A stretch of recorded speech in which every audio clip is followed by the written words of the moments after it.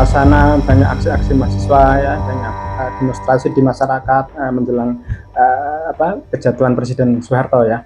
Jadi memang saya baru masuk kuliah dan memang suasana kampus, suasana kritis mahasiswa itu di mana-mana, di berbagai kota ya, di Solo, Jakarta, Semarang, dan banyak lagi.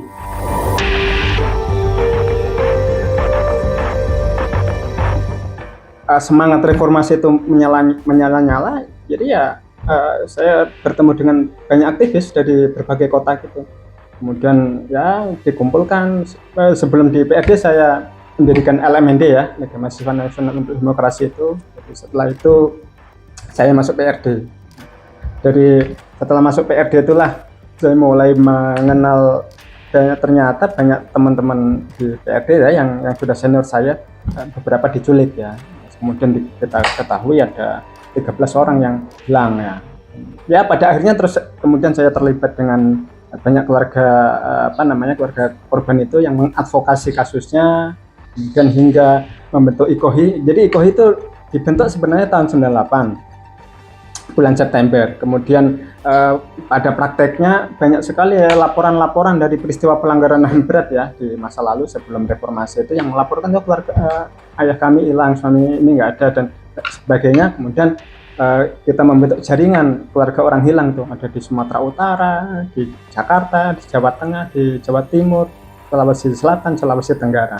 Itulah yang kemudian terus pada akhirnya ya berjalannya waktu saya mulai lulus, kemudian ya melihat bahwa keluarga korban ini masih terus mencari suaminya, anaknya, bapaknya dan sebagainya. Kemudian saya terlibat secara penuh untuk mengurusi IKOHI ya. Sejak tahun 2009 saya pindah ke Jakarta. Banyak terjadi kerusuhan ya. Ya di TV juga suasana politik, ketidakpastian, kemudian di tingkat kekuasaan tidak jelas siapa yang akan di masa Presiden Habibie kan seperti tidak ada kekuatan politik yang dominan ya. Semua berita-berita di TV itu kan banyak sekali kekerasan, di masyarakat juga begitu. Jadi sudah tidak ada kepastian hukum kan, semua kalau ada ya coba saja dibakar. Jadi frustasi massa kan juga terjadi di mana-mana pasca Soeharto jatuh itu. Jadi di mana-mana misalnya ada perangkat desa istrinya 2 langsung di masa gitu, harus turun saat itu juga. PNS di mana korupsi ya, kepala kantor dinas di kecamatan, di kabupaten bisa turun saat itu juga. Jadi antara tahun 98 hingga tahun 2000-an itu kan masih banyak gerakan-gerakan massa yang ya disebut main hakim sendiri gitulah ya, karena konsolidasi politik itu belum kuat, termasuk sampai pemilu 99 di masa Gus Dur kan tidak ada hari tanpa demonstrasi waktu itu ya. Semuanya nggak tahu kalau informasi kasak kusuk kan dulu, yang selamat itu kan bilang waktu diculik itu kan kemudian ya disiksa, diinterogasi lah ya. Nah, dari semua pasal itulah kira-kira waktu itu jalan kemana, terus di gedung mana, kalau malam ada suara kira-kira ya di Cijantung. Tapi setelah ada penyelidikan itu di lokasi itu, gedung sudah nggak ada.